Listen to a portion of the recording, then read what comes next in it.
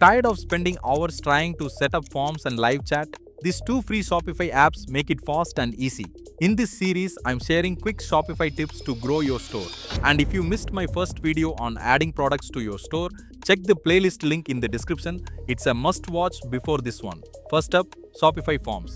This app lets you create custom contact forms, surveys, and newsletter signups all in minutes. It's perfect for collecting leads and understanding your customers better. Next, Shopify Inbox. Think of it as a free live chat for your store. You can respond to customers instantly, send automated messages, and even recover abandoned carts. Engaging visitors has never been this easy. Which of these two apps do you think will help your store the most? Shopify Forms or Shopify Inbox? Comment below and mention your favorite app. And if you want personalized help setting up or optimizing your Shopify store, you can book a free call. Link is in the description. Pick a time, tell me what to discuss, and we'll connect. Or if WhatsApp is easier, just click the link and ask your question. Try Shopify Forms and Inbox today and follow for more quick Shopify hacks.